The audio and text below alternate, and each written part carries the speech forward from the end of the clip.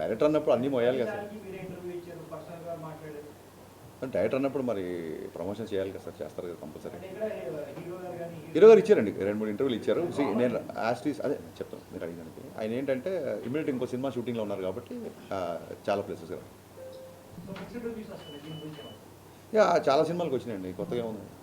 Mixed reviews చాలా సినిమాలకు వచ్చినాయి, మిక్స్డ్ రేటింగ్స్ చాలా సినిమాలకు వచ్చినాయి. నేను ఆన్లైన్లో ఏదైతే మిక్స్డ్ టాక్ ఉందో అలాగే నాకు నచ్చినవి నేను ట్వీట్ చేసిన చూడండి, ఇది కూడా ఈక్వల్గానే ఉంది. అండ్ ఇదేం కొత్త కాదు మనకి, ఇదేం కొత్త కాదు. ఇప్పుడు షో బై షోకి టాక్ పెరుగుతుంది. సో నెక్స్ట్ కమింగ్ హాలిడేస్ కాబట్టి డెఫినెట్గా సినిమా మా ఎక్స్పెక్టేషన్ తగ్గట్టుగానే వెళ్తుంది. మా ఎక్స్పెక్టేషన్స్ దాటాలని కూడా కోరుకుంటున్నాం.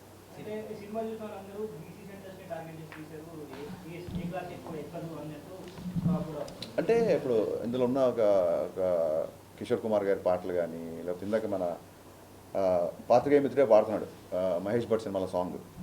సో ఒక ఈస్థెటిక్స్ 90s బ్యాక్డ్రాప్లో పాటలది ఒక సినిమాటిక్ లిబర్టీ తీసుకున్నా సరే, సినిమా మొత్తం మీరు చూసే ఉంటారు కాబట్టి జిక్కి క్యారెక్టర్ లంగావణిలోనే ఉంటుంది. So families A class, B class, C class అందరూ చూస్తున్నారు. బేసిక్గా అది కొంచెం మాస్ సినిమా కాబట్టి మీరు అన్నట్టుగా కంపారిటివ్లీ ఏ క్లాస్తో కంపేర్ చేస్తే బీసీ సెంటర్లో కొంచెం రెస్పాన్స్ ఎక్కువ ఉంటుంది.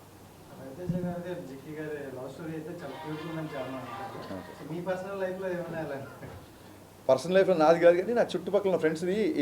మేము స్కూల్ డేస్లో ఉన్నప్పుడు ఈ ల్యాండ్ లైన్లు ఒక అమ్మాయికి ఫోన్ చేయాలంటే ఇప్పుడంటే గబుక్కున్న వాట్సాప్లో మెసేజ్ రీచ్ అయిపోతాయి. పక్కింటికి వెళ్ళి చేసేవాళ్ళు, ఎవరన్నా మగ గొంతు వెనక టపకని ఫోన్ పెట్టేవాళ్ళు, ఇలాంటి చాలా ఎక్స్పీరియన్స్ ఉంది. సో అందుకే ఆ ఫోన్ డెడ్ అయ్యి సీన్ ఉంటుంది ఒకటి. వీళ్ళిద్దరు ఆయన ఫోన్ వంక ఇద్దరు రొమాన్స్ చేసుకుంటే ఫాదర్ వచ్చి ఎవరితో మాడుతున్నాం అమ్మ అంటే అదే అక్కతో మాడుతున్నాను అంటే ఫోన్ డెడ్ అయ్యి అది రియల్ లైఫ్లో జరిగిన ఇన్సిడెంట్. మా ఫ్రెండ్ ఉన్న అమ్మాయి ఫోన్లో మాట్లాడేసుకున్నారు, ఫోన్ డెడ్ అంటే తెలియదు ఊరికే. అంటే వాళ్ళ ఇంటికి వెళ్ళి ఆ అబ్బాయి కూర్చుంటే ఈ అమ్మాయి ఫోన్లో మాట్లాడితే అతనితో మాడుతుంది. రియల్ లైఫ్ ఇన్సిడెంట్ ఇది. So based on true incidents అనలేం కానీ అలా జరిగింది. అంటే క్యామియో అనేది మీరు అబ్జర్వ్ చేస్తే సినిమాలో ఎప్పుడైతే విలన్ ఇంట్లో హీరో ఇరుక్కుపోతాడో, ఎప్పుడైతే ఆ బిఫోర్ నైట్ జిక్కి అనే అమ్మాయితో హీరో పెళ్ళి అవ్వాల్సి వస్తుందని తెలిసినప్పుడు, ఇక్కడ కాదు ఇన్ని లంచాలకి ఎన్ని ఫైట్లు ఎంత మనుషుల్ని పంపినా సరే హీరో లొంగట్లేదు అన్నప్పుడు, పెళ్లి జరిగే ఇంట్లో గొడవ చేస్తే అప్పుడన్నా ఇతను బయటకు వస్తాడేమో అన్న ఒక థాట్తో పెళ్ళింటికి వెళ్ళిపోతారు. కానీ జప్తు చేసిన డబ్బంతా వదిలేసి హీరో వెళ్ళలేని పరిస్థితి. సో అక్కడ ఇంకొక ఐటీ ఆఫీసర్ రావాలి, కథ డిమాండ్ చేసింది. అక్కడ ఇంకో క్యారెక్టర్ ఊరికే స్టార్తో క్యామియో చేయించాలని కాదు, కథ డిమాండ్ చేసింది. డిమాండ్ చేసినప్పుడు హీరో గారి దగ్గర ఒక చిన్న జూనియర్ ఐటీ ఆఫీసర్ లాంటి వ్యక్తి వస్తే బాగుంటుంది అనిపించింది. సో సినిమా బిఫోర్ ఎందుకు చెప్పలేదంటే సస్పెన్స్ వెళ్ళిపోద్దని చెప్పలేదు. ఇప్పుడు మీడియా ముఖంగా సిద్ధు జొన్నలగడ్డ గారికి మనస్ఫూర్తిగా థ్యాంక్స్ చెప్తున్నా. థియేటర్లో సిద్ధు ఎంటర్ అవగానే సినిమా నెక్స్ట్ లెవెల్కి వెళ్ళింది అంటున్నారు. అండ్ ఆ ఇంగ్లీష్ డైలాగ్, లెంత్ డైలాగ్ ఉంది కదా, లాంగ్ డైలాగ్, ఆ డైలాగ్ సిద్ధు చెప్పాడు, అది స్క్రిప్ట్లో లేదు. ఆ డైలాగ్ అప్పటికప్పుడు సిద్ధు చెప్పాడు. So is amazing. అంటే సినిమాలో తన కంట్రిబ్యూషన్కి విపరీతమైన రెస్పాన్స్ వస్తుంది. ఆ డోర్ పగిలి సిద్ధు ఎంటర్ అవగానే థియేటర్లో ఒక ఎరప్ట్ వచ్చిందని చెప్తున్నారు డిస్ట్రిబ్యూటర్లు అందరూ. So Siddhu, thank you my star boy, thank you so much for your wonderful and impactful campaign. Congratulations అండి. Thank you sir. 90s అనేటప్పటికి మాకే కనెక్ట్ అవుతాయండి, ఇక్కడ చాలా మంది లేరు. ఆ ఏజ్ నాదే కాబట్టి మహేష్ భట్ సాంగ్ వచ్చినప్పుడు తుమ్ high Apna బనానే key Kasam, Saudi అరేబియాలో చూశాను నేను ఆ సినిమా. ఓకే, చాలా కనెక్ట్ అయిపోయాం. ఆ ఫోన్ ట్రాపింగ్ కానీ, పక్కింటికి వెళ్ళి రావడం కానీ, ఇవన్నీ అసలు అలాంటి థాట్స్. ఆ పాటలు మహేష్ భట్ పాట అమితాబ్ బచ్చన్ గారికి ఎలా పెట్టాలనుకున్నారు అంటే కావాలని చేశారా? నెక్స్ట్ మోరెవర్ ఇవిడికి జిక్కి అని సింగర్ పేరు పెట్టాలి. నాకు చాలామంది ఫ్యామిలీస్ ఫోన్ చేశారండి, జిక్కి అనే పేరు పెట్టడం అనేది అసలు చాలా బాగుంది అబ్బాయి అని చెప్పి చాలామంది ఫోన్ చేశారు. మహాగాయని ఆవిడ. ఇంకా నాకు చిన్నప్పటి నుంచి మ్యూజిక్తో పెరిగినోండి నేను.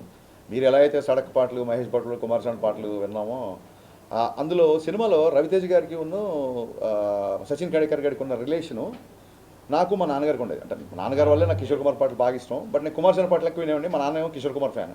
సో మా ఇద్దరికి ఎప్పుడు ఇంట్లో ఒక చిన్న ఆర్గ్యుమెంట్లు, సరదా డిబేట్లు ఉండేవి. సో దాన్నే సినిమాలో పెట్టాను. మీకు నచ్చడం, దానికి విపరీతమైన రెస్పాన్స్ రావడం నాకు చాలా. అంటే మిస్టర్ బచ్చన్ ఇప్పుడు మీరు అన్నట్టు రివ్యూస్ తేడాగా వస్తున్నాయి అంటారు కదా, సినిమాలో చూస్తే చాలా బాగుందండి. అంటే పాటలు ఉన్నాయి, డాన్సులు ఉన్నాయి, ఫైట్స్ ఉన్నాయి, థ్యాంక్ యూ సార్. ఎంటర్టైన్మెంట్ ఉంది. సినిమా విపరీతంగా నచ్చింది నాకైతే అవసరం మాట. థ్యాంక్ యూ అండి, థ్యాంక్ యూ సో మచ్. అలా ప్రేక్షకుడిని ఏమీ ఊహించుకోకుండా వెళ్తే సినిమా చాలా బాగుంటుంది అని మీరు ఏమైనా ఆడియన్స్కి చెప్పగలరా? లేదండి, నేను బిగినింగ్ నుంచి నేను రివ్యూల గురించి ఎప్పుడు నేను ఎప్పుడు రివ్యూల గురించి మీరు ఇవ్వద్దు అన్నమాట. నాకు నచ్చినట్టు నేను సినిమా తీసినప్పుడు మీకు నచ్చినట్టు మీరు రాసే అధికారం మీకు ఉంటుందని 100% ఎప్పటి నుంచే చెప్పాను. సో వాట్ ఎవర్ ద డిబేట్లలో ఒక 2-3 సార్లు కొంచెం ఏమన్నా హీటెడ్ ఆర్గ్యుమెంట్స్ అయినా పర్సనల్ అటాక్స్ నుంచి అయింది తప్ప నా సినిమాని నాకు నచ్చేటట్టుగానే మీ రివ్యూ ఉండాలని చెప్పి నేను ఎప్పుడు అనలేదు. అండ్ రివ్యూస్లలో కూడా నాకు బాగా నచ్చిన మీకు ఇక్కడ వచ్చే ముందే మళ్ళీ ట్వీట్ చేశాను నేను. గ్రేట్ ఆంధ్ర రివ్యూలో వాగ్దానంలోని లిరిక్స్ని కోట్ చేస్తూ, ఆయన పేరు తెలియదు నాకు, ఆయన ఆ రివ్యూలో ఆ లిరిక్స్ రాశాడు. నాకు చాలా ఆనందం వేసింది. సో అదే ట్వీట్ చేశాను. చిన్నప్పుడు మా నాన్నగారు వాగ్దానంలోని సీతా కళ్యాణం నాకు చూపిస్తూ దాని మీనింగ్ అన్ని ఎక్స్ప్లెయిన్ చేసేవాళ్ళు. సో ఒక రచయితకు కానీ ఒక దర్శకుడికి కానీ హై ఎప్పుడు వస్తుందంటే ఇది ఎప్పుడుదో 50 ఏళ్ల కిందటి లిరిక్స్ కదా, సీతా కళ్యాణ్ గురించి ఇప్పుడున్న జనరేషన్కి నచ్చుతుందో లేదా ఇలాంటి ఒక ఇది పెడదామా వద్దా అన్నప్పుడు సరే ఇది బ్యాక్గ్రౌండ్లోనే వస్తుంది కదా నేను చెప్పి పెట్టినప్పుడు రివ్యూ రాసిన వ్యక్తి దాన్ని గుర్తుపెట్టుకొని బాగుంది, పైగా ఇది ఆ సీన్లో కరెక్ట్గా కూర్చుంది అని రాసినప్పుడు నిజంగా చాలా ఆనందం వేసింది. ఇలాంటప్పుడే మంచి సాహిత్యం, మంచి మ్యూజిక్, కమర్షియల్ ఇన్సెక్యూరిటీ లేకుండా ఇది రీచ్ అవుదా అనే ఒక ఆలోచన లేకుండా తీసుకెళ్లాలని చెప్పి ఏ రచయితకైనా ఏ దర్శకుడికైనా అనిపిస్తుంది. సో నేను దాన్ని ట్వీట్ చేశాను. ఆయన ఐ థింక్ గ్రేట్ ఆంధ్రలో 2.25 ఎంతో వేశారు. So I think I mean చాలా సినిమాలు 2.5, 2.25 వచ్చినాయి. చాలా సినిమాలు బ్లాక్ బస్టర్లు అయ్యాయి, పెద్ద సక్సెస్ అయ్యాయి. నాకు ఓకే ఓకే